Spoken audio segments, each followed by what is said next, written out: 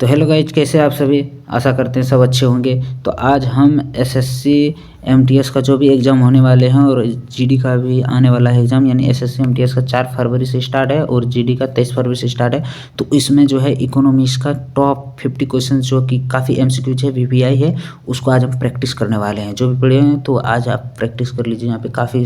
और आज ना आप मेरे टेलीग्राम चैनल पे, मेरा चैनल पे जाके, यूट्यूब चैनल पे जाके आप टेलीग्राम ज्वाइन कर लिए, वहाँ पे आपको आंसर विथ इसका पीडीएफ मिल जाएगा। ठीक है, तो आज हम इसका जो है 50 क्वेश्चंस का प्रैक्टिस सेट करने वाले हैं। तो आइए बने रहिए हमारे वीडियो लास्ट तक। ठीक है, तो आइए शुरू करते हैं। तो देखिए पहला क्वेश्चन आप देखते हैं। ठीक है, तो पहला क्वेश्चन हम लोग आज देखेंगे सब इसका पहला क्वेश्चन है आज। चलिए देखते हैं पहला क्वेश्चन क्या है। पहला क्वेश्चन है, अर्थशास्त्र के जनक किसे कहा जाता है? आप लोग बताएं, अर्थशास्त्र के जनक किसे कहा जाता है? तो एडम स्मिथ को कहा जाता है। किसको कहा जाता है? एडम स्मिथ को। यानी अर्थशास्त्र का जनक किसे कहा जाता है? ऑप्शन बी हो जाएगा इसका आंसर। क्या हो जाएगा? बी हो जाएगा इसका आंसर। ठीक है, क्या हो जाएगा? पहला नंबर का बी इसका आंसर हो जाएगा। ठीक है, चलिए चलते हैं आगे।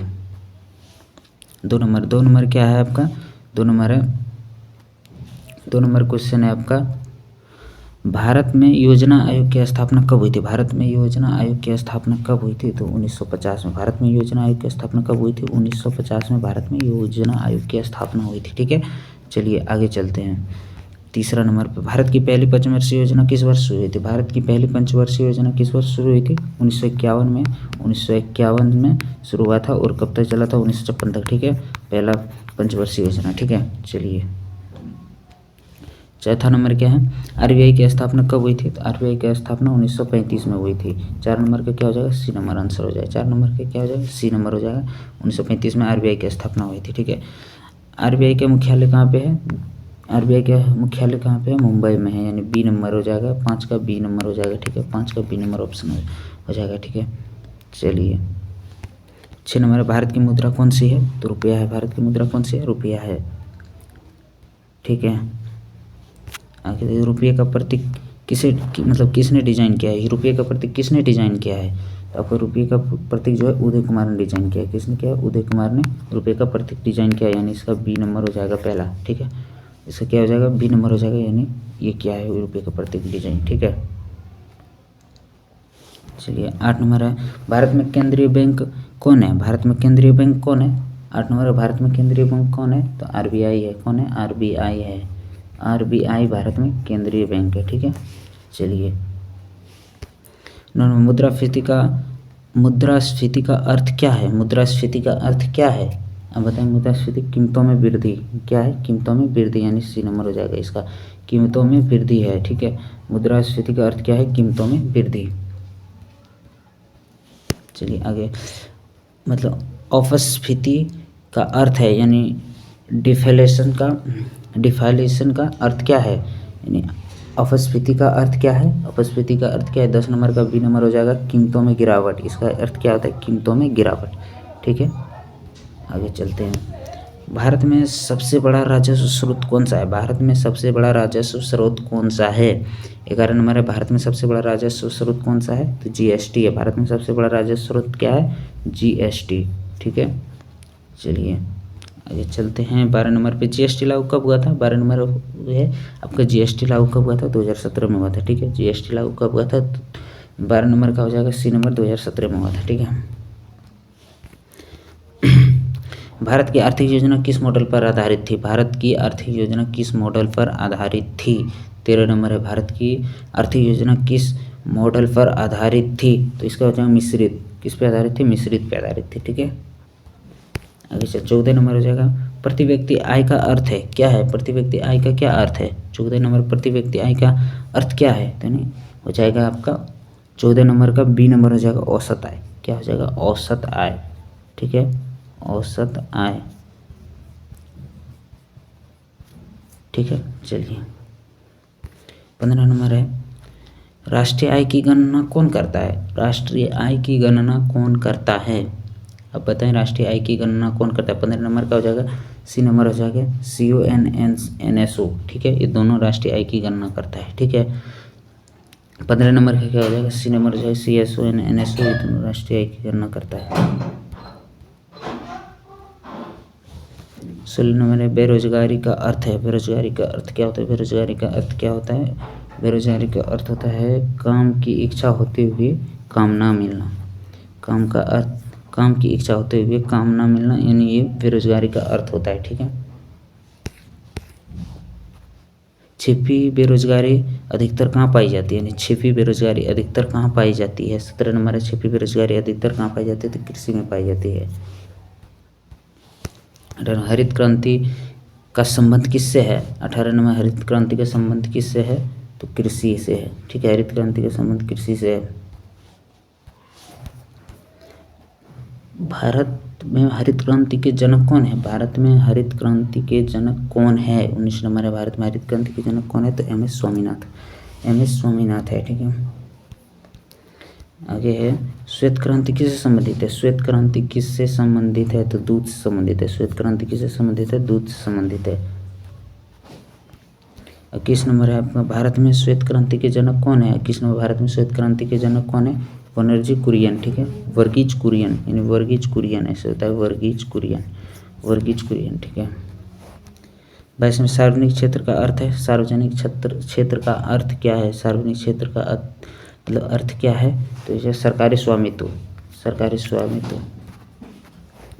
23 नंबर है निजी क्षेत्र का स्वामित्व होता है। 23 नंबर निजी क्षेत्र का स्वामित्व कौन होता है? व्यक्तियों का। निजी क्षेत्र का स्वामित्व कौन होता है? व्यक्तियों का। नीति आयोग की स्थापना कब हुई थी? नीति आयोग की स्थापना कब हुई थी? नीति आयोग की स्थापना कब हुई थी आपका? तो 2015 में हुआ था। ठीक है, नीति आयोग की स्थापना कब हुआ था? 2015 में। 25 नंबर क्वेश्चन क्या है? योजना आयोग को किसने मतलब किससे बदला गया? योजना आयोग को किससे बदला गया? 25 नंबर योजना आयोग को किससे बदला गया? तो नीति आयोग से ही बदल दिया गया। योजना आयोग को किससे बदल दिया गया? नीति आयोग से बदल दिया गया। 26 नंबर है भारत में सबसे अधिक रोजगार किस क्षेत्र में? भारत में सबसे अधिक रोजगार किस क्षेत्र में है? तो कृषि में। सबसे अधिक रोजगार किस क्षेत्र में? कृषि में। आर्थिक विकास का मापदंड क्या है? 27 नंबर आर्थिक विकास का मापदंड क्या है? क्या है? राष्ट्रीय आय है। राष्ट्रीय आय। आर्थिक विकास का मापदंड क्या है? राष्ट्रीय आय।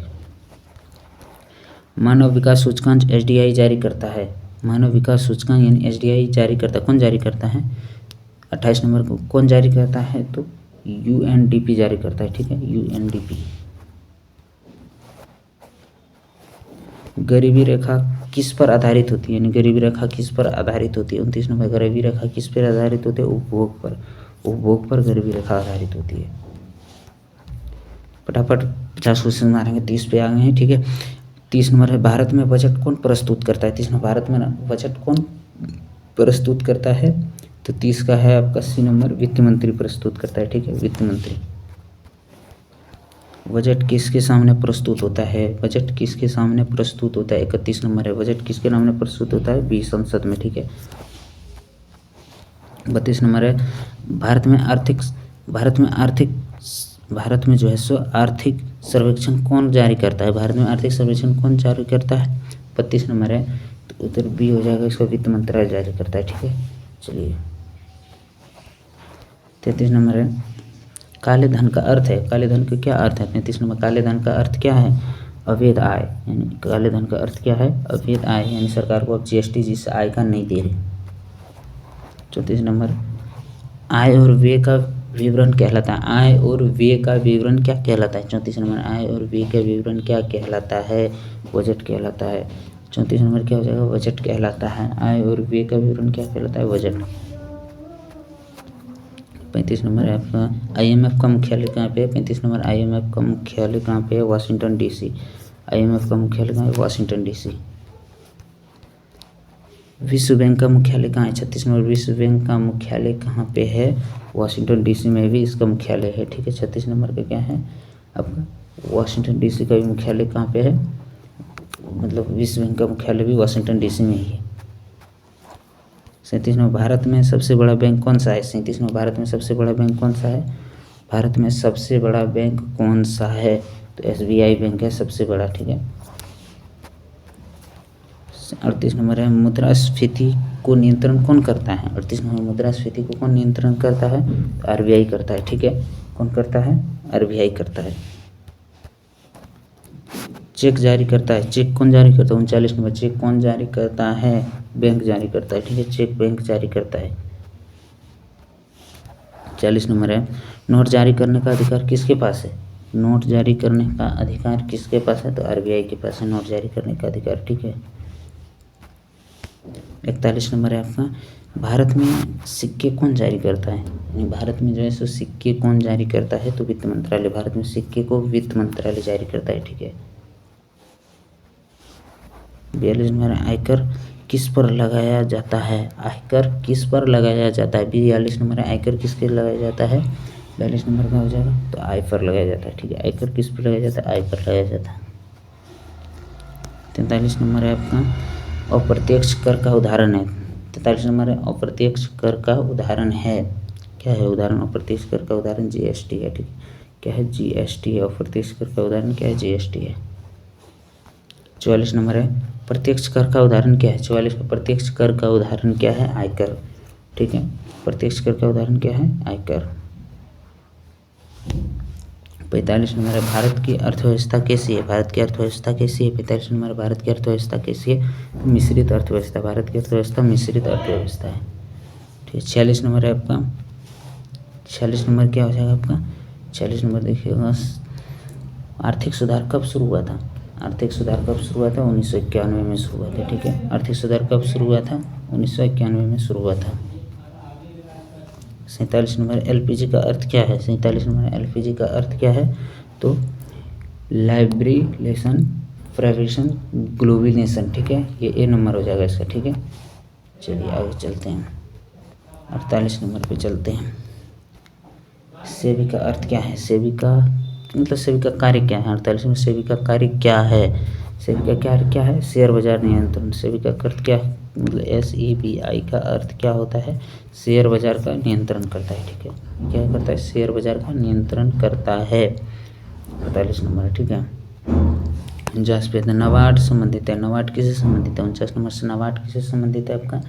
नाबार्ड संबंधित है आपका कृषि से, कृषि और ग्रामीण विकास से नाबार्ड संबंधित है, ठीक है। 50 नंबर पे आते हैं, बीमा क्षेत्र को नियंत्रण कौन करता है? बीमा क्षेत्र को नियंत्रण कौन करता है?